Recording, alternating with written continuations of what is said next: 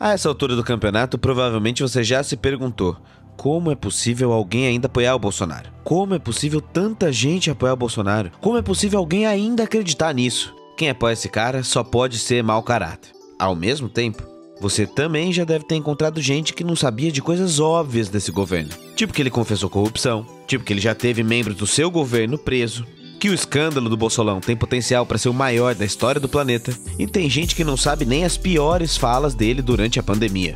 Sim, tem muita gente perversa, mas tem outras milhões que recebem outro Bolsonaro. E sem entender como isso acontece, você vai entender menos ainda como desradicalizar, desfanatizar alguém, ou quem sabe virar voto de um indeciso. Então eu vou te dizer sem enrolação. E se eu te contar que existem muitos Bolsonaros? E se eu te contar que Bolsonaro é uma figura personalizada para cada um de seus públicos? E se eu te contar ainda que existe um Bolsonaro feito especialmente para os cristãos, outro para os gamers, outro para os pais e mães de família, e um Bolsonaro feito só para você? Sim, é assim que a extrema-direita funciona, por capilaridade e multidiscursos. Se isso te gerou curiosidade, fica comigo que eu vou te explicar essa história. Lá na época do pós-Segunda Guerra, muitos teóricos gastaram anos para entender como raios um autoritário consegue mover uma nação inteira, prometendo esperança mesmo promovendo caos. E ainda assim, conseguindo apoio de diferentes setores. Theodor Adorno, grande intelectual alemão da comunicação e propaganda fascista, enumerou duas características psicológicas que esses líderes usam para domínio das massas. O primeiro é que o discurso é sempre personalizado. O líder não fala ao povo como um todo, apenas ao seu povo, e grande parte do tempo serve apenas para continuar fanatizando sua base. E para isso é comum a utilização de uma força dupla na estética desse líder sobre si e seus inimigos. Ele é ao mesmo tempo um homem comum, simples, e também um gigante contra o sistema, um lobo solitário, ao mesmo tempo tem superioridade e é um escolhido, enquanto transparece não saber e nem entender sobre nada. Fazendo isso, segundo Adorno, ele gera coesão do grupo. E por isso, o líder continuamente prega que está promovendo uma batalha contra uma força imaginária e que é por isso que ele é perseguido por todos. Logo, exige-se sacrifício do seu povo para defendê-lo, criando assim uma revolução às avessas. Os guiados se sentem parte de um processo e acreditam piamente que estão lutando contra uma força imaginária fantasma porque são abastecidos disso a todo momento. Discursos contra o establishment, contra o sistema, foram muito importantes em 2018 para distanciar o Bolsonaro dos seus 30 anos na política e gerar esse líder messiânico que quase morreu pelo povo e essa besteirada toda. No tempo das redes sociais, isso piorou e escalou muito. Porque agora existe literalmente uma fórmula das redes para criar candidatos personalizados para cada público. Como o fascismo é uma coxa de retalhos, ele não tem nenhuma coerência interna e sua única preocupação é o poder total. E assim, pouco importa que ele é um cristão pró-arma, ou um defensor da família que já se separou 3 vezes, ou um combatente da corrupção cheio de escândalo nas costas. Essa comunicação com públicos antagônicos entre si é o que tem feito a extrema-direita se unir ao longo da história, não é de hoje. Faz pelo menos 25 anos, ou seja, desde o início da comunicação online, que tem gente testando isso em larga escala desse jeito. Nos anos 90, o empresário italiano passou a fazer o seguinte teste. O que aconteceria se depois de postar notícias em seu blog, ele passasse a encher os comentários com muitas contas diferentes postando a mesma opinião dentro do debate? Sabe o que aconteceu? Em 2 postagens iguais, postadas em diferentes momentos, os comentários que predominaram conseguiram criar o consenso da opinião do resto do fórum. Eles começaram a perceber então que no mundo online era possível criar consensos com poucas contas online, dominando um grupo de pessoas por uma razão simples: aprovação social. Seres humanos tendem a concordar com o que a maioria já concorda. E esse empresário era Roberto Casaleggio, que evoluiu tanto seu experimento que fundou junto do comediante Beppe Grillo o MS5, o movimento 5 estrelas da Itália, que elegeu um primeiro-ministro e refundou a extrema-direita nesse país em 2010. Tudo na base de um partido algoritmo. Sim, suas opiniões eram inteiramente fundadas na coleta de dados de eleitores sobre a satisfação de suas demandas, independente de qualquer base ideológica. E aí dane-se. Se numa semana os dados indicavam ser a favor do aborto, eles eram a favor do aborto. Se a maré virava, eles também viravam. Não importa. O importante era ganhar espaço e poder. A personalização, que é um instrumento vendido como propaganda positiva, ou seja, algo feito para você, na prática de mercado significa a possibilidade de criar propagandas cada vez mais nichadas de um mesmo produto com mentiras personalizadas para você. Pense comigo, na época da velha imprensa, a mensagem que o candidato tinha na TV era muito curta. Você só tinha 1 ou 2 minutos na propaganda e o tempo do debate. Então não dava para falar direcionado. A tática de comunicação era outra. Antes, cada líder político até conseguia enviar mensagens específicas para certos tipos de público, mas ele precisava fazer isso publicamente, para todo mundo ver.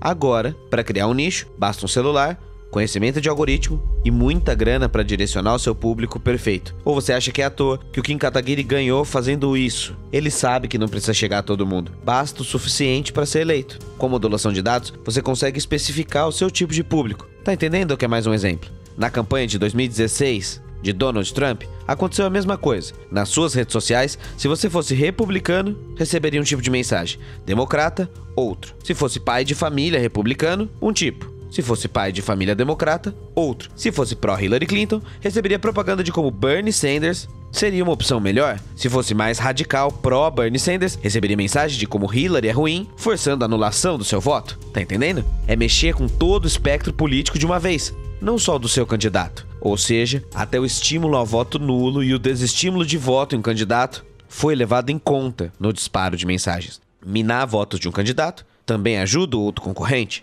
E no Brasil, passamos pela mesmíssima coisa. Existe uma gama infinita de Bolsonaros. No grupo dos evangélicos, o Bolsonaro é personificado pela Damares, aquela que luta numa batalha espiritual contra o mal. E essa é a tônica: distribuir teorias conspiratórias. Existe também o Bolsonaro liberal, personificado nas mentiras de que Paulo Guedes é um bom ministro. Aqui as mensagens vão no sentido de mostrar que a máquina do Estado diminuiu, de que o corte de verbas na educação na verdade significa enxugar os gastos. Enfim, no grupo das armas, Bolsonaro é um soldado combatente. No grupo da família, é um pai bem casado. E até em grupo de gamers, incels, comediantes e outros grupos jovens, ele hora ou outra manda um salve e faz alguma comunicação via memes. E para vários outros, ele continua só um tiozão autêntico que fala o que dá na cabeça. Eu sei que é difícil entender isso. E é verdade que o número de perversos e maldosos tem aumentado cada vez mais, porque isso é o resultado da fanatização de um autoritário. Porém, ainda há divisões e para compreender o fenômeno de verdade, não pode homogeneizar. E isso funciona para todos os públicos, tá? O bolsonarismo não tem forma fixa, porque não tem nenhum escrúpulo e caráter, e por isso cabe em qualquer discurso. Você sabia, por exemplo, que nos grupos de Telegram rola até teste AB? Ou seja, testar narrativas antes de tomar a posição oficial do governo? Se Bolsonaro é acusado de corrupção, colocam a máquina em teste. No grupo A, testam atacar o jornalista da matéria. No grupo B, escolhem se defender ou chamar o PT de ladrão. Qual teve mais resposta? Essa será a posição oficial de suas redes. É assim que funciona a máquina de desinformação bolsonarista. Uma organização complexa, com uma fachada descentralizada e fechada num ecossistema. É como um formigueiro. Cada formiga reage ao seu contexto, ao espaço que se desloca e dentro de sua bolha. Uma formiga não sabe como funciona todo o formigueiro e só recebe a sua parte da ação. E aí soma. São grupos de Telegram, mais grupos de Zap, mais influências que disseminam uma máquina de desinformação para esses grupos, sendo reverberados por deputados, senadores e outros políticos, e ganhando matéria em veículos gigantes como Gazeta do Povo, Jovem Pan ou qualquer um desses sites de fake news que a gente está cansado de ouvir. O resultado disso tudo é a construção de mundos paralelos, de realidades paralelas diferenciadas, de um Brasil paralelo completo de informações distorcidas e que, por ser multiplataforma e difusa por muitos públicos, se torna verdade e fica inacessível para a gente combater. Por isso, grupos tão diversos e antagônicos entram na radicalização bolsonarista. Então, se você já tinha se perguntado como o Bolsonaro da tiazinha da igreja e o Bolsonaro gamer se encontram no mesmo propósito, agora você entendeu. Esses discursos funcionam porque capturam as pessoas num mesmo tipo de afeto, identidade e medo. Se de um lado confiam no capitão como alguém próximo, porque a mensagem foi personalizada para sua bolha, isso é ancorado no medo e na paranoia. Medo do comunismo imaginário, da Venezuela, do PT, da ideologia de gênero, medo de perder o Paulo Guedes. Mesmo que as pessoas não saibam exatamente como cada uma dessas coisas vai afetar sua vida. É um pensamento circular. O PT traz o comunismo, que traz a Venezuela, que é ruim porque é comunista, e o PT, que é comunista, é fundado na ideologia de gênero, que quer tirar o Paulo Guedes, que traz o PT, e assim vai. É uma lógica que só faz sentido dentro da seita e da paranoia. Mas quando instrumentalizado, o medo pode ser ilógico e muitas vezes burro, pode distorcer as nossas percepções. E isso afeta inclusive a nós. O domínio mental do medo afetou toda a eleição, até a oposição. Ele fala tanto absurdo, ele ameaça tanto, ele repete tantas vezes que vai dar golpe, que mesmo odiando esse cara, somos obrigados a tê-lo na ponta da língua dia a dia. Tem domínio maior que esse? Não é à toa que parte da esquerda sentiu o primeiro turno como derrota, mesmo terminando 6 milhões à frente. Ou que tem gente que tá com medo de reagir, de ir pra rua, de pautar. Governos assim entram na mente. E o medo agora tem que estar do lado de lá. Eles estão recuando, estão se defendendo, estão perdendo espaço. E o poder tem os seus contraditórios. Eles estão em paranoia, isolados. E ele não funciona sob pressão. só sabe atacar, mas se pressionado não sabe lidar. Ele tá nervoso, ele tá pistola. É preciso mostrar a máscara caindo, o desespero chegando, deixá-los com medo. E o que eu quero dizer com isso? Que o Bolsonaro só existe nessa lacuna de ressentimento, ódio e guerra. E esse é o caminho para desativar esse afeto. Quando o chefe começa a tremer, é hora de balançar mais e mais e mais até cair. É hora de ataque, ataque, ataque. Inverter os polos de afeto. Não entendeu e tá pensando, calma, o que eu preciso fazer? Bom, nós temos 2 caminhos para solucionar os infinitos Bolsonaros. Infelizmente, eu preciso te dizer que isso não vai acabar na eleição. Porém, sem afastar essa máquina de desinformação do poder do Estado, vai ficar ainda mais impossível. Então, no curtíssimo prazo, é preciso se dividir em muitos. Não basta só criar memes. Não basta só ir pra rua, não basta estar na internet, não basta dialogar, é preciso fazer todas essas coisas se dividindo para chegar em cada grupo específico. É preciso devolver em muitas frentes e muitas narrativas. Qual público-alvo você quer atingir? Tudo começa com essa pergunta. É preciso entender que para dialogar até com o indeciso, é preciso conferir qual Bolsonaro a pessoa recebeu. Porque são muitos, e cada um deles tem que ser exposto e destruído de formas diferentes. E o verdadeiro, aquele que nós temos dados, fatos concretos, materialidade, continua desviando verba da saúde, desviando verba da educação, comprando centrão e não tá chegando em parte dessa população brasileira. Esquece os fanáticos, foca em quem os indecisos estão recebendo. Agora é claro, tá mais que provado que é importante cultivar um ecossistema de informações de qualidade, mas isso é um trabalho de médio e longo prazo. A politização online, sua distribuição e a sua disputa constante não é luxo, é necessidade. Tomar as redes constantemente é um trabalho que não para por agora. Sabemos que desradicalizar e desfanatizar uma seita não é uma tarefa fácil, exige responsabilidade e muito cuidado. Não tem como mudarmos a seita agora durante um segundo turno. Vamos focar no mundo do possível. Faça a sua parte e garanta a queda de Jair. Um respiro e uma volta ao mundo de possibilidades e sobrevivência. Escolha o seu público e vá atrás dele. Compartilhe conteúdos diretos.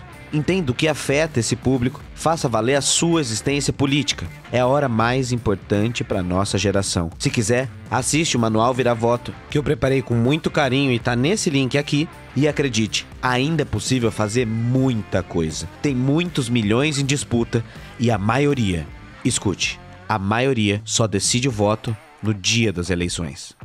Não pode parar. Da nossa parte, pode ter certeza que continuaremos em todas as frentes possíveis, no curto e no longo prazo. E se puder, mantenha o nosso trabalho existindo, apoiando, compartilhando, ou ainda, quem sabe, fazendo Pix e assinando o nosso Catarse, que é a materialidade que nos mantém vivo. Falta muito pouco, muita força, muito cuidado, vai valer a pena. É nóis e falou.